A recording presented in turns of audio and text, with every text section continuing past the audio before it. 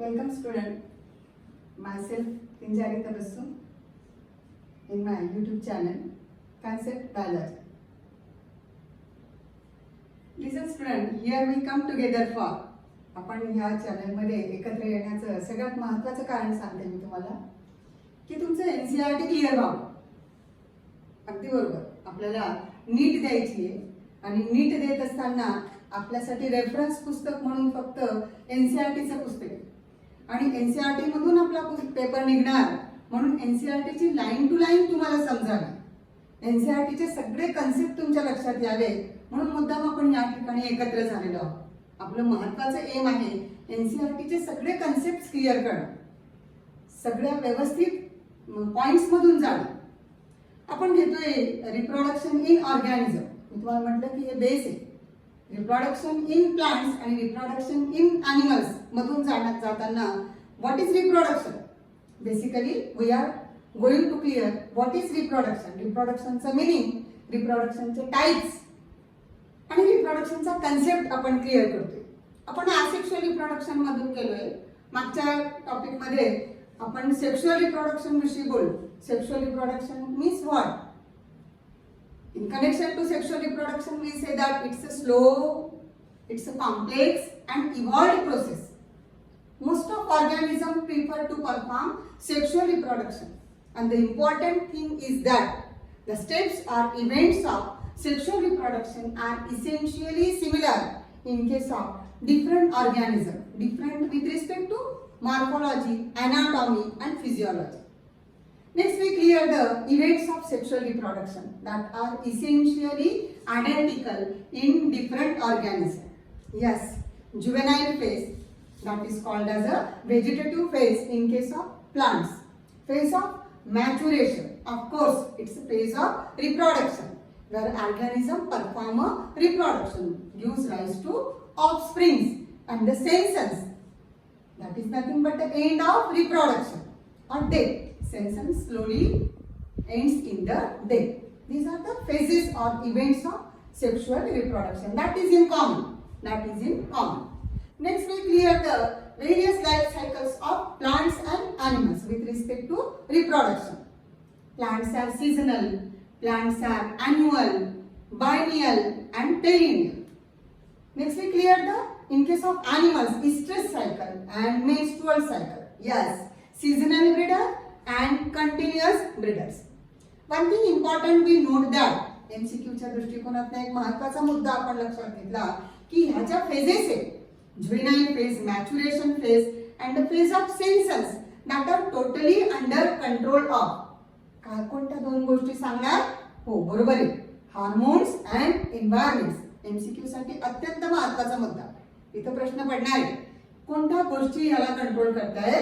या तिघ फेजेस मध्ये जे आपण चेंजेस फाइंड आउट करणार किंवा तीन फेजेस लक्षात घेण्यासाठी आपण हे चेंजेस लक्षात घेणार ऑर्गॅनिझम्स मध्ये, प्लांट्स मध्ये, एनिमल्स मध्ये. आणि ही चेंजेस कोण कंट्रोल करते? Of course hormones and the environmental condition.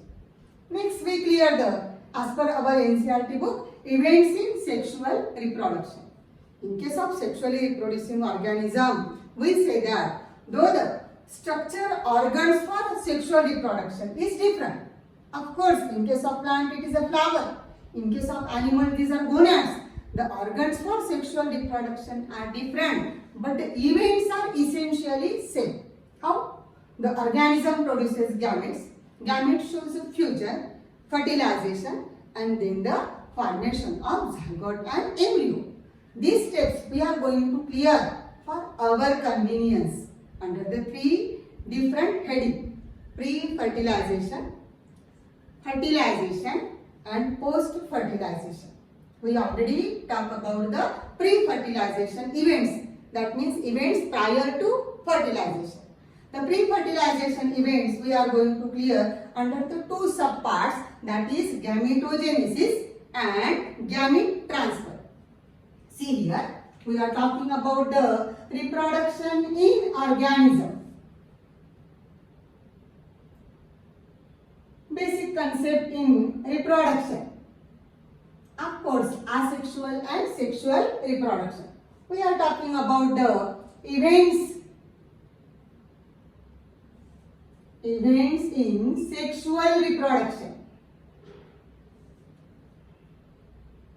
Organs वेगळी असू दे, स्ट्रक्चर वेगळं असू दे, पण वेगवेगळ्या ऑर्गॅनिझम्स मध्ये सेक्शुअल रिप्रोडक्शनच्या इव्हेंट्स मात्र कॉमन असतात, सारख्या असतात. आणि त्या कोणत्या सांगितल्या आपण? Yes, pre fertilization, that is prior to fertilization, फर्टिलायझेशनच्या आधी. Secondly fertilization, of course fusion of gamete, production of zygote, and third, after the zygote formation, embryo formation, post fertilization events.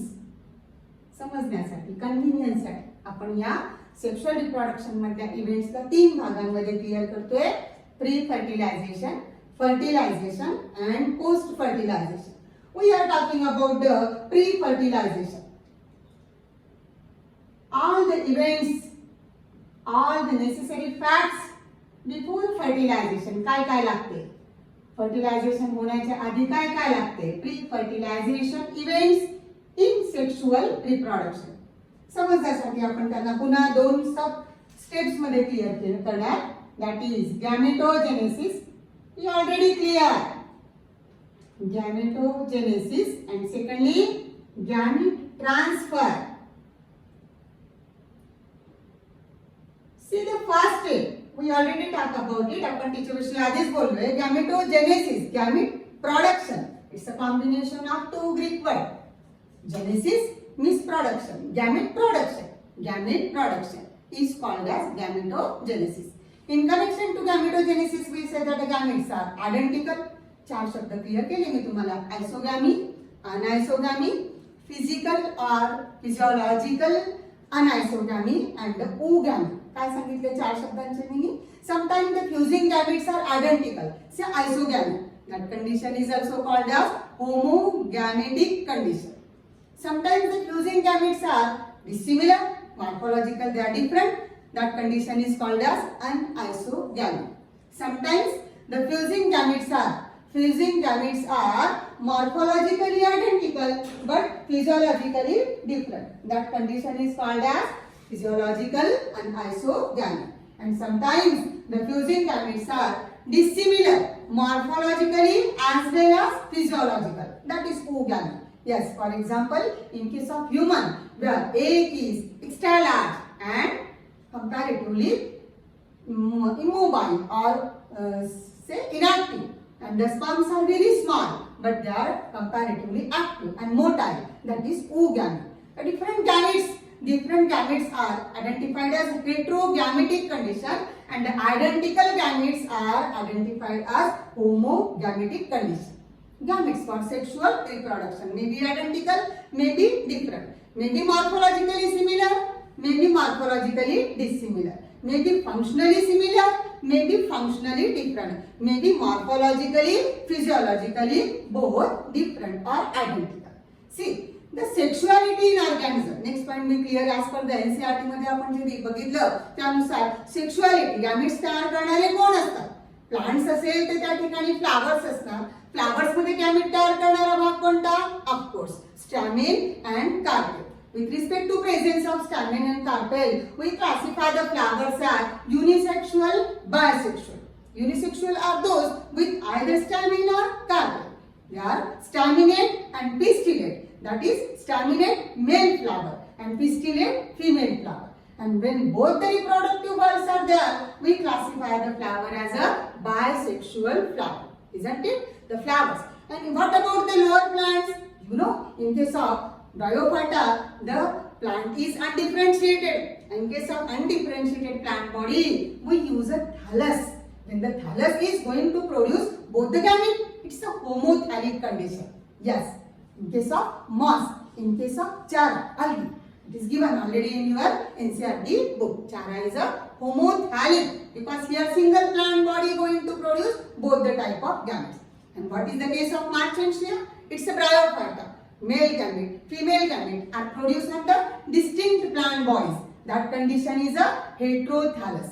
We also clear the word monoecious and dioecious. These are the terms in connection to plants, of course. When the plant bears bisexual flowers, they are called as a plant bearing bisexual flowers are called as a monoecious, and the plant bearing unisexual flower are classified as dioecious. In case of dioecious plant, male plant and female plant are distinct.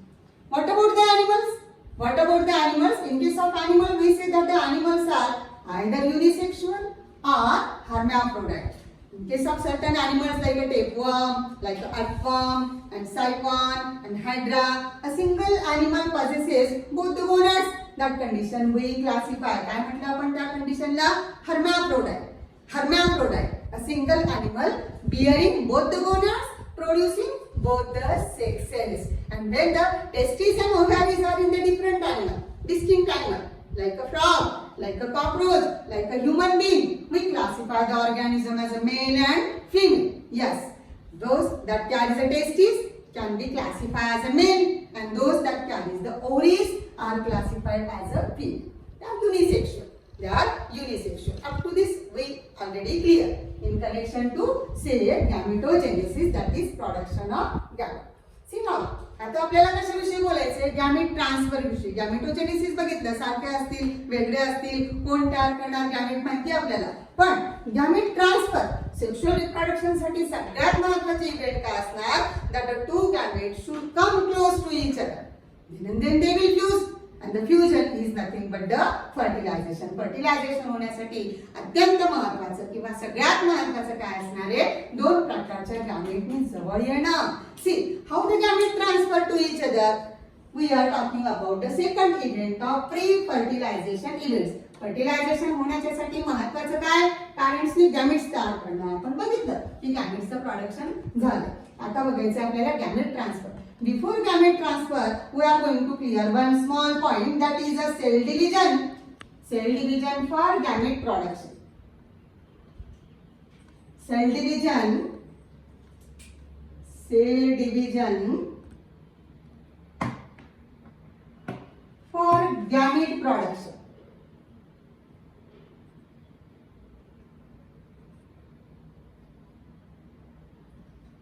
आपण 11वीला आधीच शिकलोय की दोन प्रकारच्या cell division असतात, mitosis आणि meiosis. दोन प्रकारच्या सेल डिव्हिजन पण आपल्याला माहिती आहे. Mitosis is a equational cell division where one parental cell gives rise to two daughter cell, where parental and daughter cells are exactly similar. Meiosis विषयी पण शिकलो आपण 11th ला. Meiosis is a type of cell division where one parental cell gives rise to four daughter cells. And the genetic material of parental cell reduced to half in the meiotic division. Which type of division takes place for the gamete production? See here. You know that gametes are haploid cells. Gametes are haploid cells. You know gametes very well. Gametes are classified as male gamete and female gamete.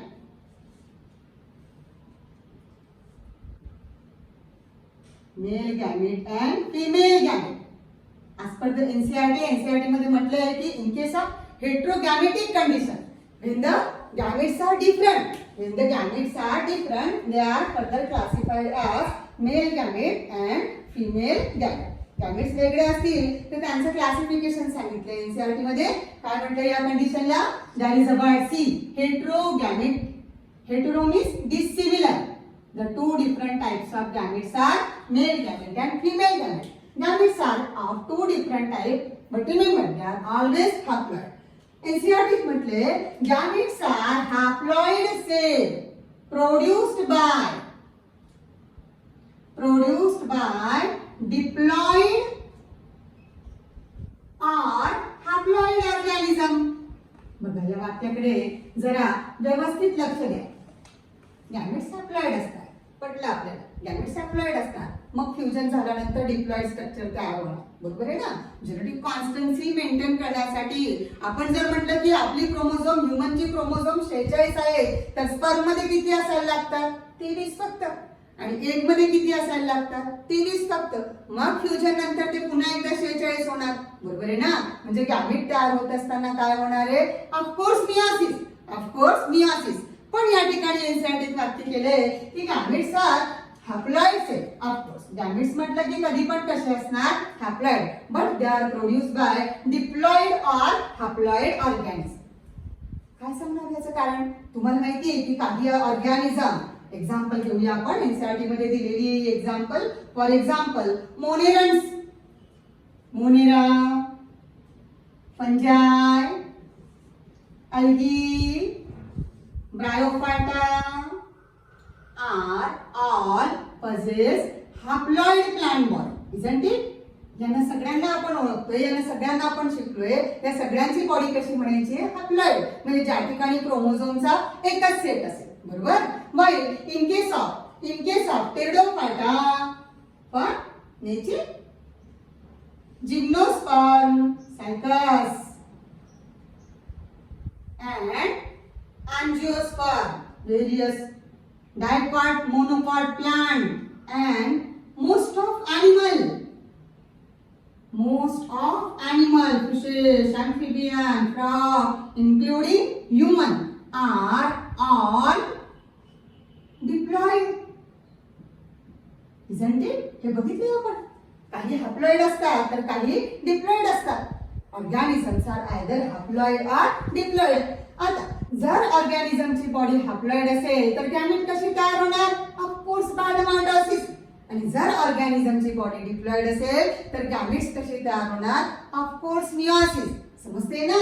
Gametes are haploid cell produced by diploid or haploid organism. Remember, when the parental body is haploid, gamete produced by the mitosis, and when the parental body is diploid, of course the gamete produced by meiosis. See, during meiosis, when the gametes are going to produce by the diploid organism, the myocytes, we can call them gamete producing cell or simply gamete mother cell. Remember, in case of diploid organism, gametes are produced by the meiosis. That cells are called as means meiotic division, and cytes means cell. These are the gamete mother cell. They are going to perform meiosis. What is meiosis? Where one parental cell gives rise to how many daughter cell? Yes, 4 daughter cell.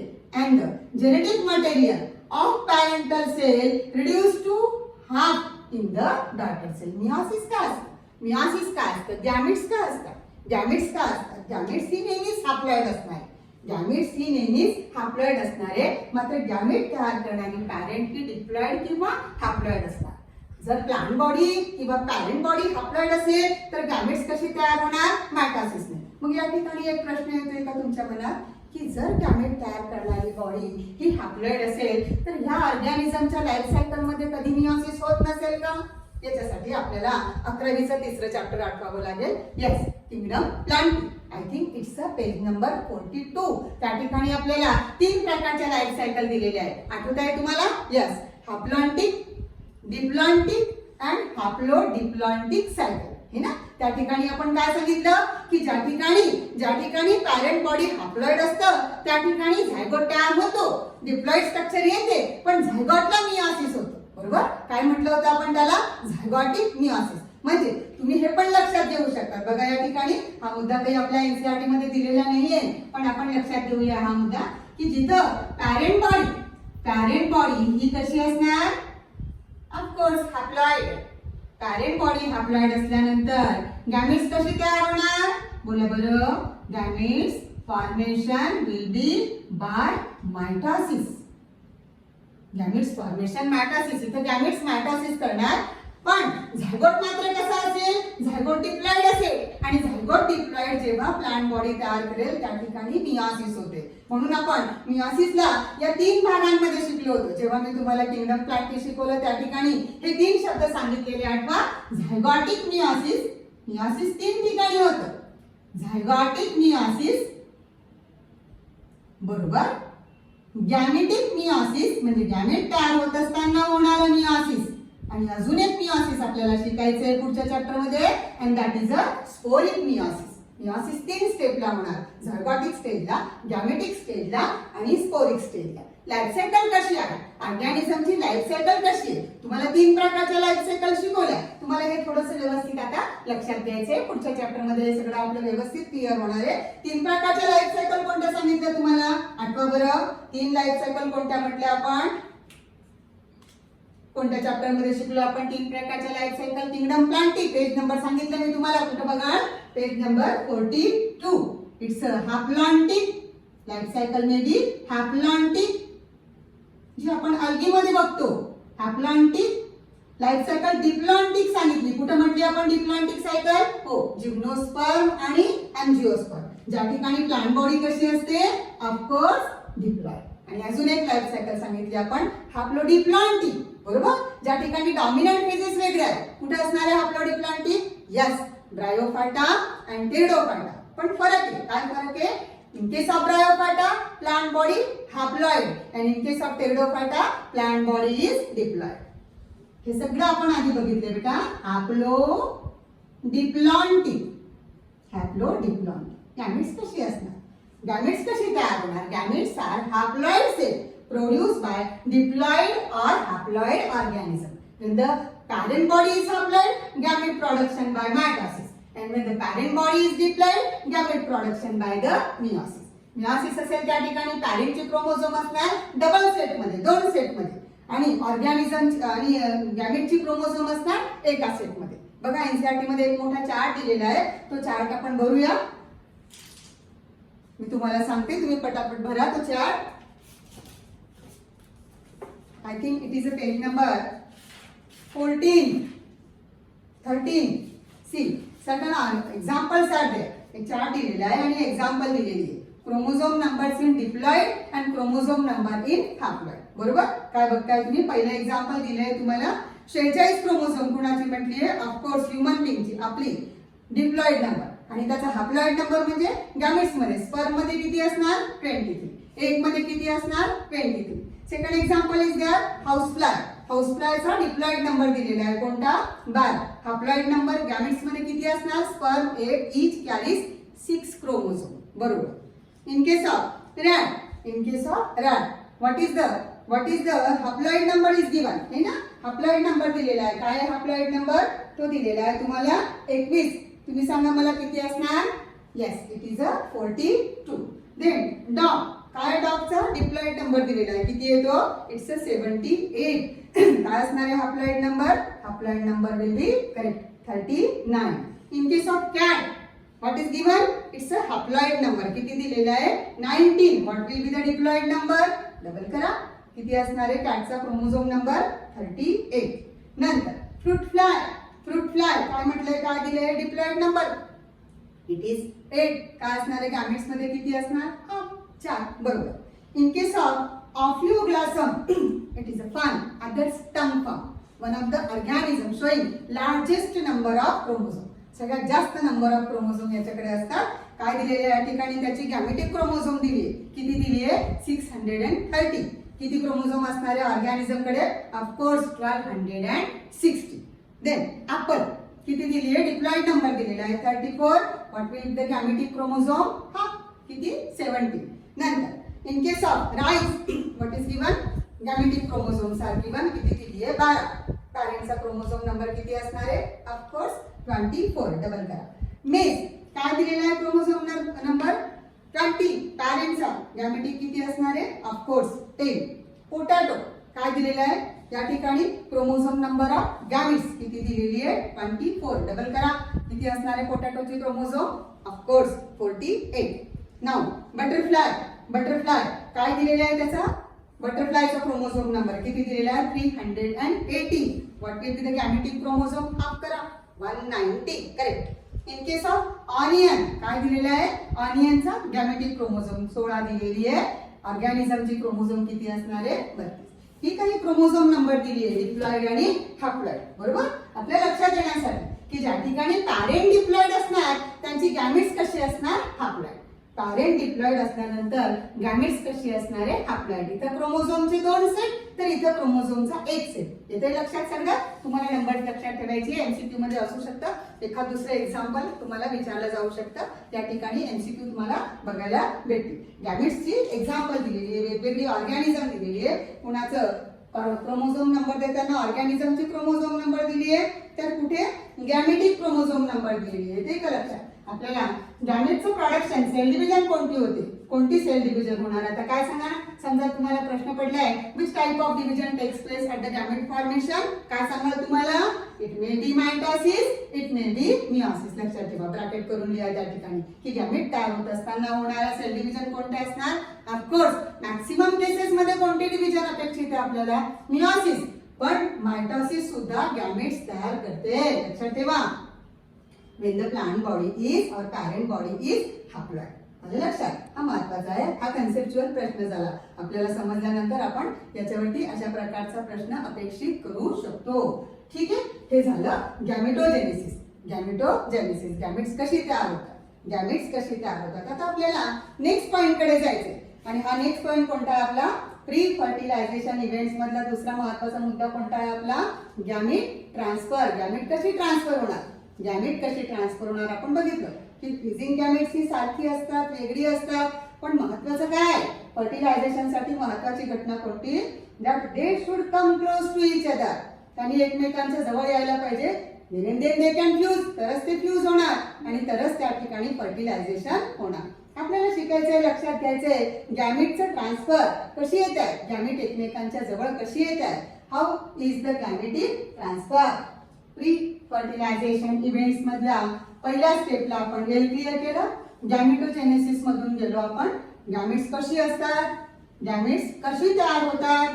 Haploid gamete कोणाची, कशी तयार होणार haploid gamete. Gametes नेहमीच ही हॅप्लॉइडच असतात पण त्यांचं production हे meiosis आणि मायटॉसिस दोघं प्रकारे होऊ शकतं.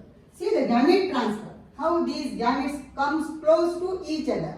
गॅमेट एकमेकांच्या जवळ कशी येतात, गॅमेट एकमेकांच्या जवळ कशी येणार. फर्टिलायझेशन साठी सगळ्यात महत्वाचा मुद्दा. Gamete should come close to each other. कशी येणार गॅमेट्स एकमेकांच्या जवळ कशी येणार. See you know that in case of fertilization, in case of sexual reproduction, sexual reproduction or for the sake of sexual reproduction. ज्याला आपण सेक्शुअल रिप्रोडक्शन म्हटलं त्याच्यामध्ये ही महत्वाची घटना that the gametes in sexual reproduction, gamete, the two different types of gamete, male gamete and female gamete. Gamete shows a fusion that we call as a fertilization or fusion. For fusion, they should come close to each other. They should come close to. त्यांनी एकमेकांच्या जवळ यायला पाहिजे. ते कशा जवळ येतात. They should become close to each other. त्यांनी एकमेकांच्या जवळ यायला पाहिजे. ते जवळ कशी येतात. जर आपण म्हटलं की प्लांट असेल, फ्लावर असेल तर त्या ठिकाणी स्टॅमेन मध्ये मेल गॅमेट तयार होणार, कार्पेल मध्ये एक तयार होणार.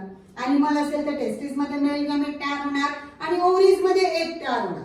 See how they come close to each other. ते एकमेकांच्या जवळ कसे येतात. In case of gamete transfer मला असं वाटतं की 2 शब्द तुम्हाला, 2 म्हणण्यापेक्षा 4 शब्द तुम्हाला ऑलरेडी इंट्रोड्यूस झालेले आहेत. बघा बरं तुम्हाला त्यांचे अर्थ लक्षात येत आहेत का. See a planogamy. I think this word we use in the chapter kingdom Plantae. Planogamy. Planogamy. Gamy is a marriage fusion. Zooidogamy. आठवत आहेत का सगळे शब्द. तुम्हाला हे सगळे शब्द सांगितलेले किंगडम प्लांटी मध्ये. And siphonogamy. Gamy is in common. Siphonogamy. Gamy means fusion of male and female. Gamy is a Greek word. What is meant by gamy. Marriage. Simply marriage. When the two gametes come close to each other and fuse with each other, that is called as in Greek language gamete. That is a fertilization. A planogamy. Planogamy. Zoidogamy and sulfonogamy. What is the meaning? When we say a planogamy, the gametes are immobile. The gametes are immobile. Then how could they reach near each other? जर ते immobile म्हटले तर ते एकमेकांच्या जवळ कसे येणार. They shows a amoeboid movement. आपण या ठिकाणी असं अपेक्षित करतो की ते अमिबॉइड मुवमेंट देणार. इमोबाईल आहेत, त्यांना स्वतःला लोकोमोटरी ऑर्गन नाही. They perform amoeboid movement and come close to each other. When we say planogamy, here the gametes are mobile, say motile. They on their own accord, they show the locomotory organs. Of course, in the form of either flagella or cilia. ते स्वतः येणार, ते स्वतः येणार. काच तर आपण म्हटलं की मोस्ट ऑफ केसेस मध्ये मेल गॅमेट्स मोटाईल असतात, एक इमोबाईल असतं आणि motile male gamete reaches to that immobile egg.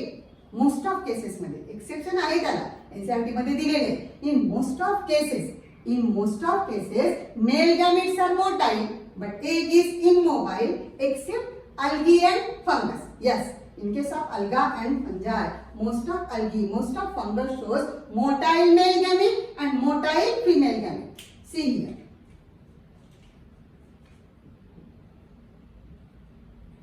In majority cases,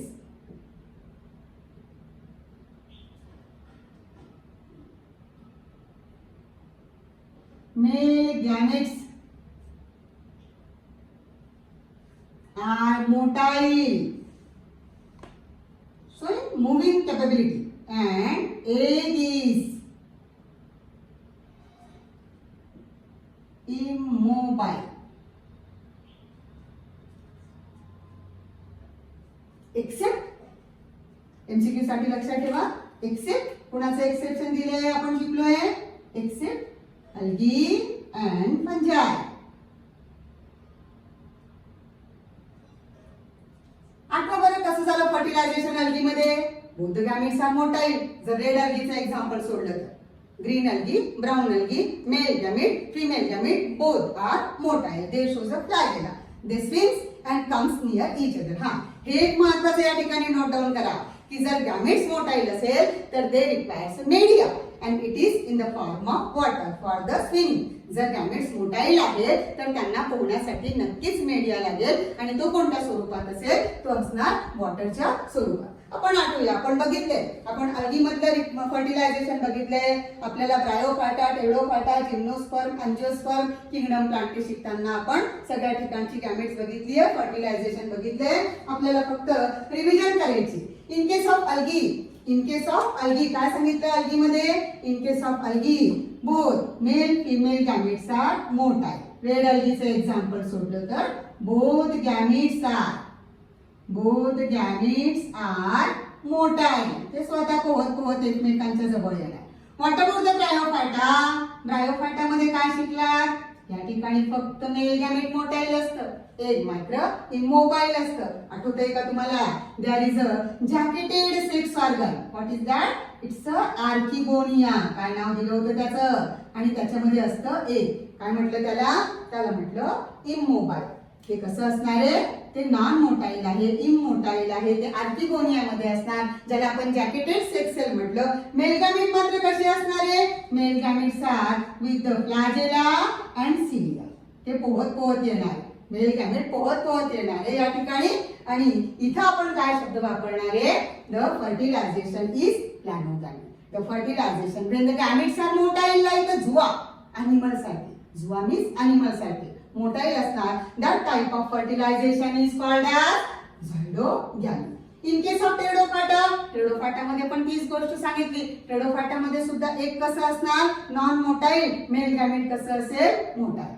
त्याला पण काय म्हणायचं, झायडोगॅमी. जिम्नोस्पर्म मध्ये काय शिकलात. जिम्नोस्पर्म मध्ये काय सांगितलं, see here. For example like a Cycas. In case of Bryophyta, Pteridophyta same thing. दोघं ठिकाणी आपल्याला सारखी गोष्ट बघायला मिळेल. फिमेल गॅमेट नॉन मोटाईल आहे, आर्किगोनिया मध्ये मेल गॅमेट मात्र motile. What is the case of gymnosperm. जिम्नोस्पर्मची गोष्ट आठवा, सायकस प्लांट आठवा.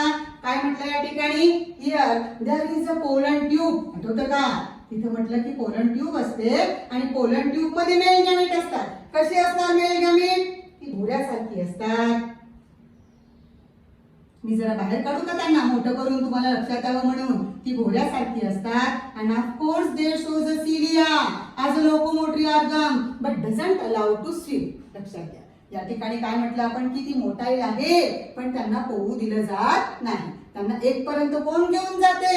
ही काय म्हटलं आपण हिला? Pollen tube. and that type of fertilization we call as siphon. आठवतं? फर्टिलायझेशन कोणाच्या मदतीने होणार? Pollen tube. त्याला म्हटलं आपण सायफनोगॅमी. and what is the case of angiosperm? angiosperm मध्ये काय लक्षात घेतलं आपण?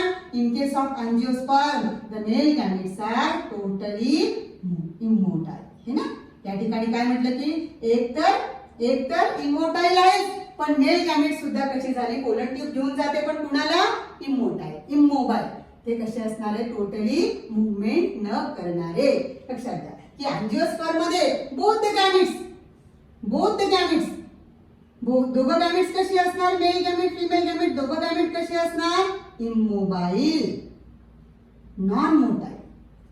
आणि मग त्या ठिकाणी साहजिक प्रश्न येतो, अँजिओस्पर्म आठवा कोण आहे त्या ठिकाणी? Reproduction organ flower. कुठे तयार होणारे मेल गॅमेट? ते तयार होणारे स्टॅमेन कडे. कुठे तयार होणारे फिमेल गॅमेट? एक कुठे तयार होणारे? ते तयार होणारे कार्पेल मध्ये, पिस्टिल मध्ये. फ्लावरचं स्ट्रक्चर काढलं ना, फ्लावरची डायग्राम आठवा.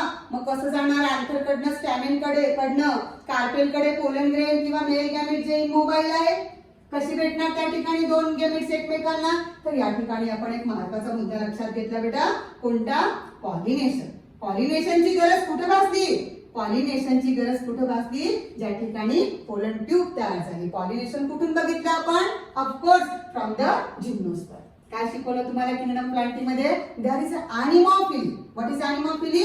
The pollen grains carries from stamen to stigma to the male plant, female plant. Male plant कडनं सायकस मध्ये मेल प्लांट आणि फिमेल प्लांट आहे. सायकस मध्ये आपण फ्लावर नाही बघितलं. सायकस मध्ये काय सांगितलं? मेल कोण आहे, फिमेल कोण आहे. बरोबर?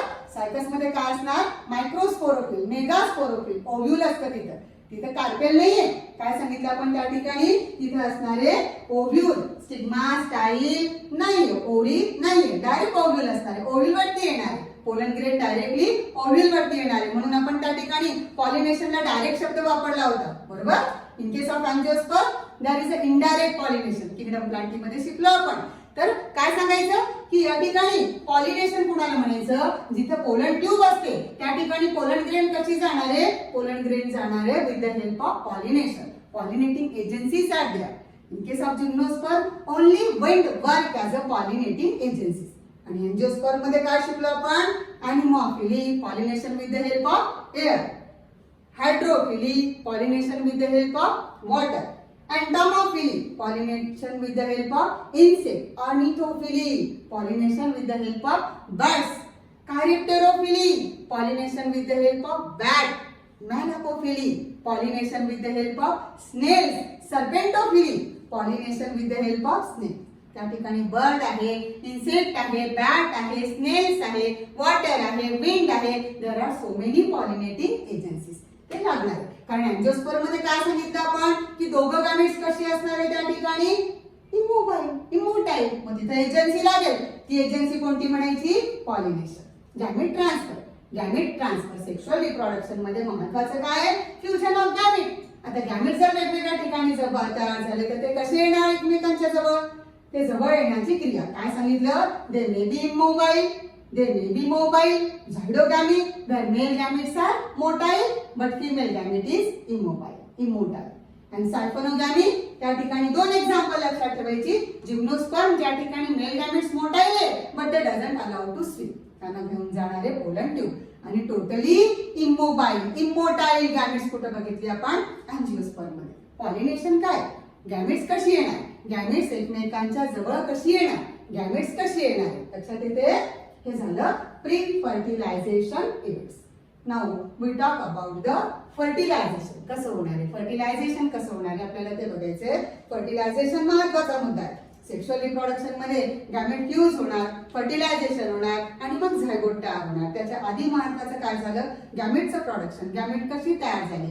Haploid gamete, diploid gamete. Gametes clear केलं आपण. आता आपल्याला कोणाविषयी बोलायचंय? गॅमेटोजेनेसिस. आपल्याला बोलायचंय fertilization. That is a fusion of gamete. Gamete तयार करणाऱ्या बॉडी या हॅप्लॉइड असतील किंवा डिप्लॉइड असतील, पण गॅमेट मात्र कशी असणार आहे? 100% haploid. Gametes are haploid cell produce by diploid or haploid organism. समजलं? ज्या ठिकाणी डिप्लॉइड पॅरेंट असणार गॅमेटचं प्रोडक्शन असेल मियोसिसने, ज्या ठिकाणी हॅप्लॉइड पॅरेंट असणार त्या ठिकाणी गॅमेटचं प्रोडक्शन असेल मायटोसिसने. गॅमेट्स कशी तयार होणार? सारखी असतील, वेगळी असतील, एकमेकांच्या जवळ कशी येणार? कोणती प्रोसेस गॅमेट्सच्या जवळ आणणार? कोणती प्रोसेस गॅमेटला जवळ आणणार? समजते? Now see the process of fertilization. Fertilization कसं होणार?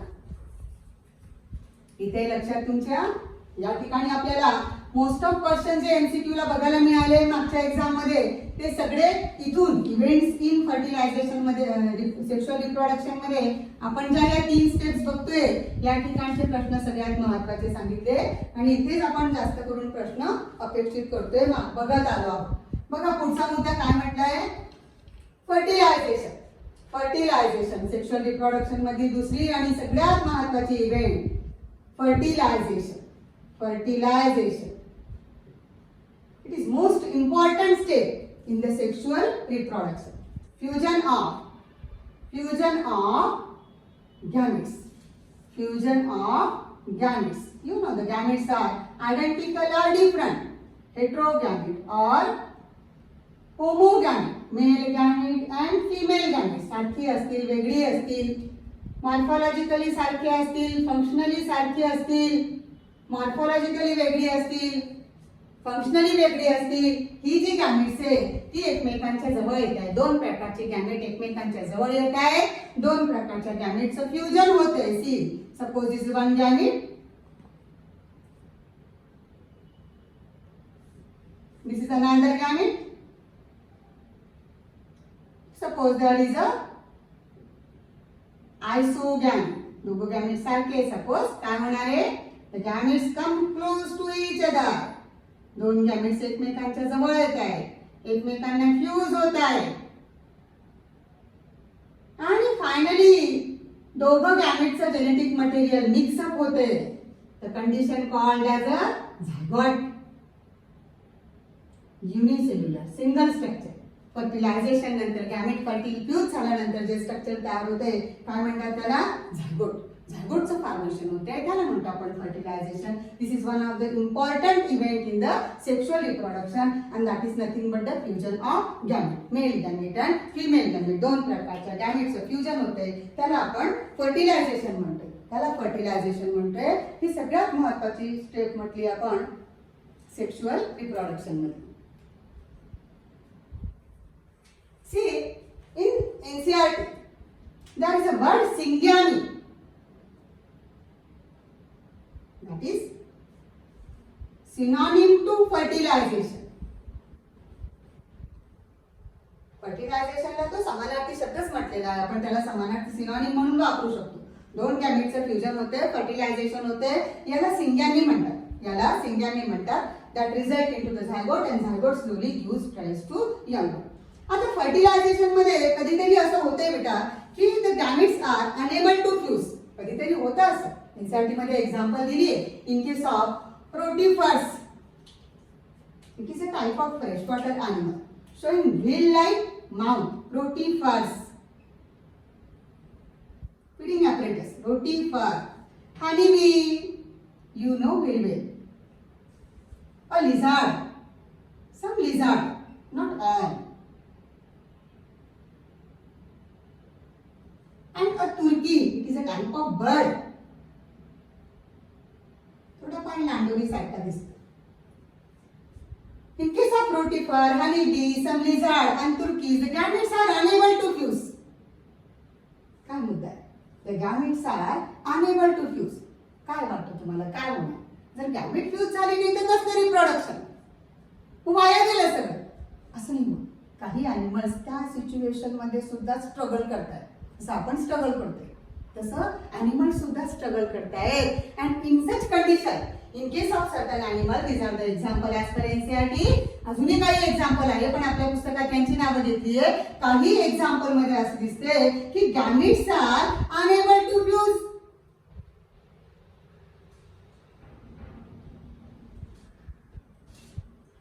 आणि सिच्युएशन मध्ये गॅमेट्स वाया जात नाही तर त्या ठिकाणी बर्थ दाखवतात. आता हा बर्थ कसा असतो? Gametes are unable to fuse and it's egg are female gamete. See here, बघा इकडे काय महत्वाचा मुद्दा आहे. It's a egg or female gamete unfertilize, त्याचं फर्टिलायझेशन झालं नाही, जे मेल गॅमेट बरोबर फ्यूज झालं नाही. Such a unfertilized egg gives rise to birth. त्याच्यापासून बाळ जन्माला येते असं काही ठिकाणी होते. आपण एक्झाम्पल लिहिली आहे की त्या ठिकाणी फर्टिलायझेशन झालं नाही, फ्युजन ऑफ गॅमेट झालं नाही आणि तरी सुद्धा एक gives rise to birth. In case of honeybee, you know there is a casteism. हनीबीची कॉलनी असते, मधमाशांचं पोळं असतं, राणी असते जिला आपण फिमेल म्हणतो, जिला फर्टाईल फिमेल म्हणतो, जी अंडी घालायचं काम करते. वर्कर्स असतात, त्या पण फिमेल असतात, पण त्या स्टराईल फिमेल असतात, त्यांची रिप्रोडक्टिव्ह ॲबिलिटी नष्ट झालेली असते. ड्रोन्स असतात, ड्रोनला काय म्हणतो आपण? ड्रोन हा मेल असतो. हनीबीच्या कॉलनीमध्ये ड्रोन हा मेल असतो. याच्या पलीकडे पण माहिती आहे आपल्याला, ज्याला आपण क्वीन म्हटलं आणि वर्कर म्हटलं त्या फिमेल आहे, मात्र त्या कशा म्हणायच्या? त्या फर्टिलाइज्ड एग पासून जन्माला आलेल्या आहे, त्या डिप्लॉइड आहे. आणि ज्याला आपण ड्रोन म्हटलं, हनीबीच्या कॉलनीमध्ये ज्याला ड्रोन म्हणतात तो हॅप्लॉइड असतो, तो अनफर्टिलाइज्ड एग पासून जन्माला येतो. त्याच्या जन्मामध्ये स्पर्मचं कॉन्ट्रीब्युशन नाही. एक वाया जात नाही तर एक डेव्हलपमेंट दाखवते. आणि या अनफर्टिलाइज्ड एग पासून कोण जन्माला येणार आहे? या ठिकाणी मेल जन्माला येणार किंवा ड्रोन जन्माला येणार. काय म्हणतो आपण अशा प्रकारच्या फर्टिलायझेशनला? आठवतोय का तुम्हाला शब्द? आपण मागच्या वेळेला क्लिअर केलेला आहे फायलम शिकताना. Yes, it is called as parthenogenesis, like a parthenocarp. आपण मॉर्फॉलॉजी ऑफ फ्लावरिंग प्लांट मध्ये म्हटलं की काही ठिकाणी प्लांट्स मध्ये पण होतं असं की विदाउट फर्टिलायझेशन फ्रूट तयार होतं. ती सीडलेस फ्रूट असतात, त्यांना आपण पार्थेनोकार्प म्हणतो. तसं अॅनिमल्स मध्ये काही ठिकाणी एग पासून यंग डेव्हलप होते आणि ते अनफर्टिलाइज्ड एग असतं आणि त्या प्रकारच्या डेव्हलपमेंटला आपण काय म्हणून लक्षात ठेवतोय? पार्थेनोजेनेसिस. तुमच्यापैकी एका दुसऱ्याच्या मनात प्रश्न आला असेल की स्पर्म का नाही डेव्हलपमेंट करत? स्पर्म का वाया जाते? एगच कशी डेव्हलपमेंट करते? अगदी बरोबर आहे. तुम्ही थोडंसं पुढे गेल्यानंतर हे क्लिअर कराल की एक ज्याला म्हटलं त्याच्यामध्ये सायटोप्लाझम असतं. एक सायटोप्लाझम म्हणजे सेल मधली सगळी मशिनरी. सेल मध्ये आपण म्हणतो की सगळी बायोलॉजिकल फंक्शन्स होणार आणि त्याच्यासाठी असलेलं mitochondria, Golgi complex, endoplasmic reticulum, हे सगळं झायगोट साठी कोण आणते? तर ते एग आणणारे. स्पर्म मध्ये हे सगळं नसतं आणि म्हणून sperm is unable to develop young bird. असं जर झालं, जर विदाउट फर्टिलायझेशन डेव्हलपमेंटची वेळ आली तर ते कोण करू शकतं? फक्त एक स्पर्म करू शकत नाही. आलं लक्षात? फर्टिलायझेशन म्हणजे काय? It's a fusion of gamete. कधी कधी फ्युजन ऑफ गॅमेट होत नाही तरी पण यंग बर्ड डेव्हलप होते, हे पण आपण लक्षात घेतलं. या ठिकाणी तुम्हाला सांगितलं की zygote gives rise to young bird, हे ना. फर्टिलायझेशन झाल्यानंतर झायगोट तयार होणार आणि मग यंग बर्ड होणार. पण कधी कधी unfertilized egg also gives rise to young bird, हे पण आपण लक्षात घेतलं. आता थोडंसं आपल्याला हे बघायचंय की हे फर्टिलायझेशन होतं कुठं? फर्टिलायझेशन साठीची जागा कोणती आहे? साइट कोणती आहे? See, there are two different types of fertilization. Means external fertilization and internal fertilization. बरोबर आहे ना? जर आपण म्हटलं की अल्गी आहे, त्या ठिकाणी मेल फिमेल गॅमेट्स मोटाईल आहे. मेल प्लांट काय करणार? मेल बॉडी काय तयार करणार? Male gametes. फिमेल बॉडी काय तयार करणार? फिमेल गॅमेट एक. आणि कुठं रिलीज होणार? ते पाण्यामध्ये. म्हणजे फर्टिलायझेशन कुठं होते? पॅरेंटच्या बॉडीच्या बाहेर. काय म्हणाल त्याला? External fertilization. External fertilization. हा, ब्रायोफाटामध्ये काय म्हटलं आपण? एक immobile, non motile. Pteridophyta immobile, gymnosperm immobile, angiosperm immobile. तिथं फर्टिलायझेशन कोणतं म्हणा? Of course internal fertilization. मेल गॅमेटला पॅरेंट बॉडीमध्ये फिमेल बॉडीकडे यावं लागेल. What about the animals? Animals मध्ये काय शिकलो आपण? किंगडम ॲनिमलियामध्ये सांगितलं तुम्हाला. फिशेस मध्ये काय प्रकार असतं? फिशेस मध्ये external fertilization, male female come close to each other, physically attached to each other. Male releases sperm in the water, female releases egg in the water. Fertilization कुठे होणार? Outside the body of parent. काय म्हणाल त्याला? External fertilization. Same case in case of amphibia. Amphibia मध्ये पण काय होणार आहे? External fertilization. म्हणजे फिशेस मध्ये एक्सटर्नल फर्टिलायझेशन, अँफिबियन्स मध्ये external fertilization. In case of algae external fertilization. Bryophyta, pteridophyta, gymnosperm, angiosperm, internal fertilization. काय की ज्या ठिकाणी एक्सटर्नल फर्टिलायझेशन असतं, लक्षात घ्या हे सगळं इव्होल्युशनरी आहे. काय होणार आहे की त्या ठिकाणी स्ट्रगल आहे, एक्झिस्टन्स साठी स्ट्रगल आहे. ज्या ठिकाणी गॅमेट्स बाहेर फ्यूज होत आहेत त्या ठिकाणी सर्वायवलचे चान्सेस कमी होणार आहे. आणि that's why the enormous gametes are produce. आपण बोललोय अँफिबिया विषय शिकताना, क्रॉप शिकवताना तुम्हाला सांगितले की एक बेडूक एका वेळेला 2 लाख अंडे घालते. कशासाठी? कारण त्याला माहिती की सगळे जगणार नाहीये, बाकीचे मरून जाणार आहे. आणि म्हणून अशा प्रकारे ज्या ठिकाणी एक्सटर्नल फर्टिलायझेशन असतं ऑर्गॅनिझम मध्ये, अनॉर्मस स्पर्म्स, अनॉर्मस एग्स आर प्रोड्यूस. कारण त्या ठिकाणी डेथ रेट हा जास्त असणार आहे. आणि हा एक तोटा पण म्हणायचा एक्सटर्नल फर्टिलायझेशनचा. The young one becomes prone to their predator. म्हणजे त्यांच्या भक्षकांसाठी एक चांगलं आपण असं म्हणूया की त्यांच्यासाठी एक गिफ्ट तयार होतं. आणि म्हणून भक्षक पण वाढतात आणि तिथे शक्यता असते की कदाचित त्यांचे भक्षक जर खूप वाढले तर हे संपून जाणार. Means there is the such organism showing external fertilization, they becomes vulnerable to their predators and they get threatened, भीती निर्माण होते for their survival up to adulthood. म्हणजे ते मोठे होऊन अडल्टहुडला जाणार की नाही याची थोडीशी भीती निर्माण होते.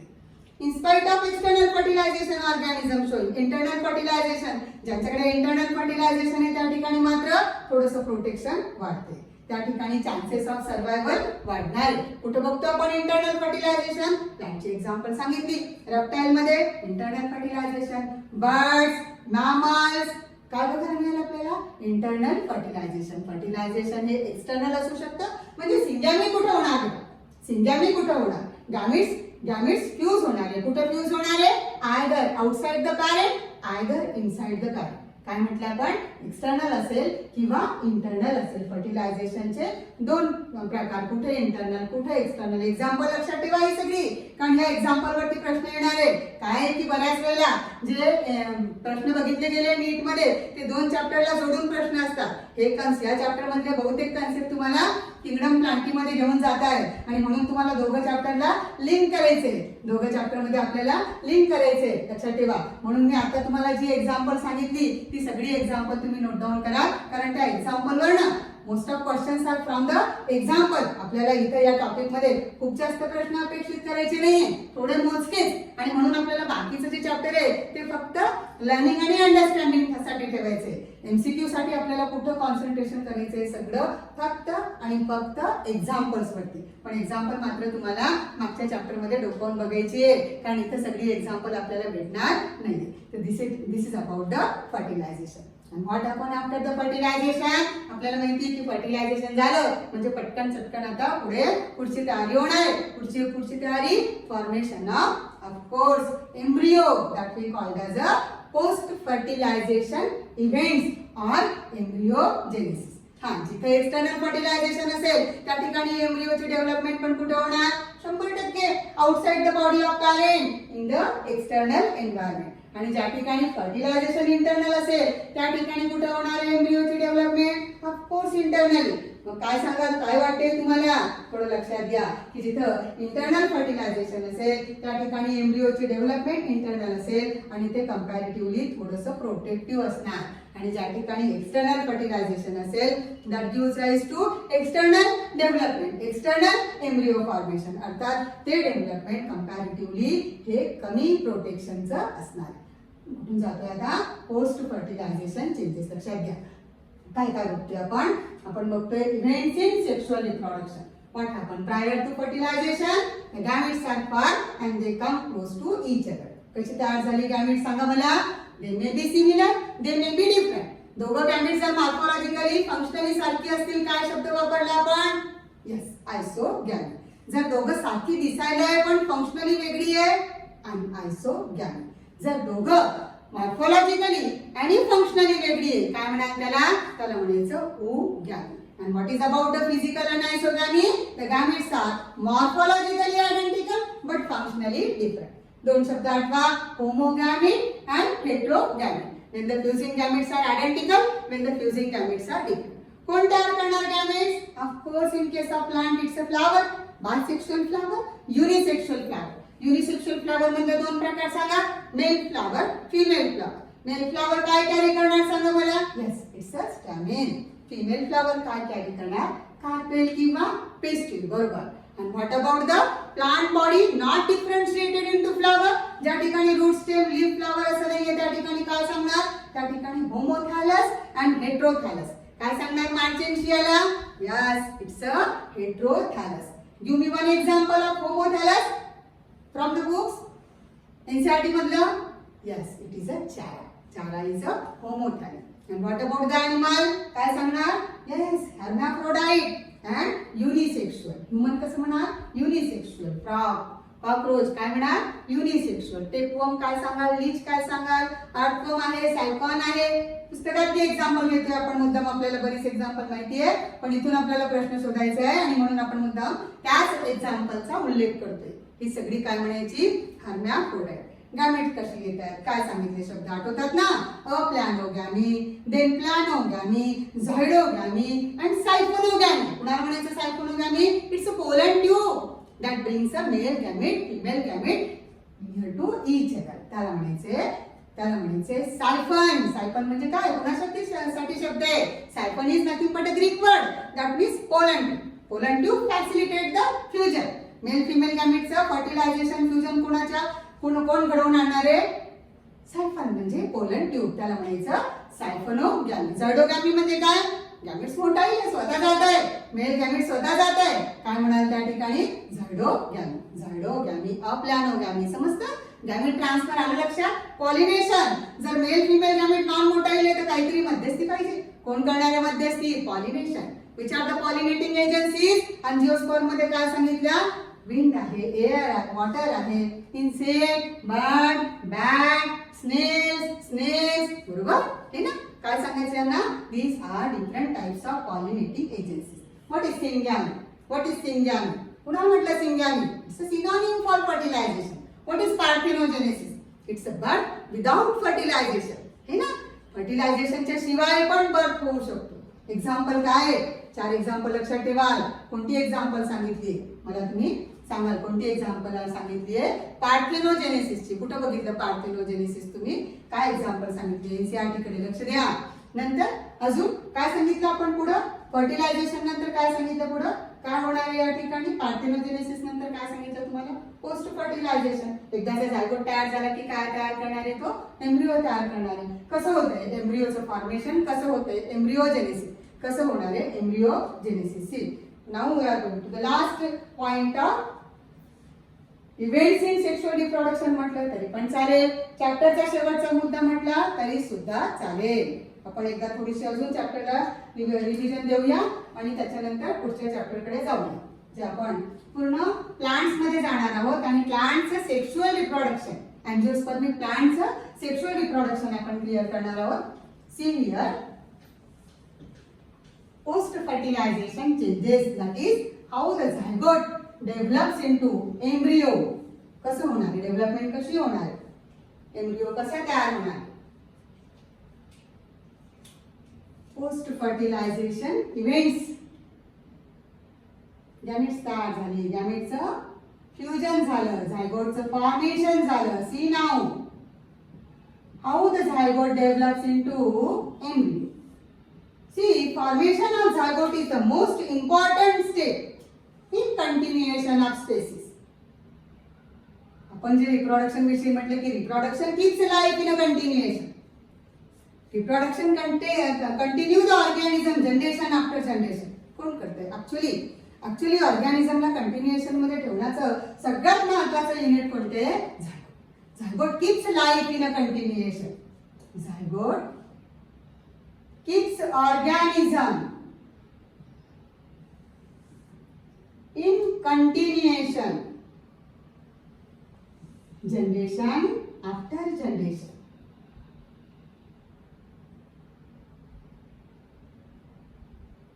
See how the zygote develops into embryo. Zygote पासून embryo कसा डेव्हलप होणार, it depend upon the life cycle. आता बोललो ना आपण की काही ठिकाणी काय असतं, हाप्लॉन्टिक लाईफ सायकल असते. अल्गीमध्ये झायगोट तयार होतो, झायगोट डिप्लॉइड असतो, पण प्लांटची बॉडी हॅप्लॉइड असते आणि म्हणून काय लक्षात घेतलं आपण त्या ठिकाणी की झायगोट तयार झाल्याबरोबर मियोसिस होणार आणि मियोसिस झाल्यामुळे काय होते त्या ठिकाणी हॅप्लॉइड स्ट्रक्चर तयार होते. म्हणजे प्लांट बॉडी कशी असेल, प्लांट बॉडी असेल हॅप्लॉइड.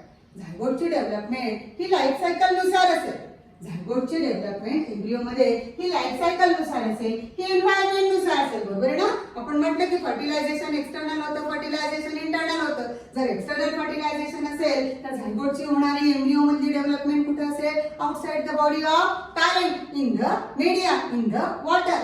जर फर्टिलायझेशन इंटरनल असेल तर मात्र डेव्हलपमेंट एम्ब्रियोचं फॉर्मेशन कुठे होणार, inside the body of parent. कसं होणार, एम्ब्रियोची डेव्हलपमेंट कशी होणार हे कशावरती ठरतं, कोणत्या दोन गोष्टी लक्षात ठेवा. It depends upon the life cycle, it depends upon the environment. Development of zygote into embryo, development of zygote into embryo. Life cycle कशा म्हटल्या आपण प्लांट्स मध्ये, हॅप्लॉन्टिक, डिप्लोहॅप्लॉन्टिक आणि डिप्लॉन्टिक. लाईफ सायकल कशी आहे, लाईफ सायकल कशी आहे.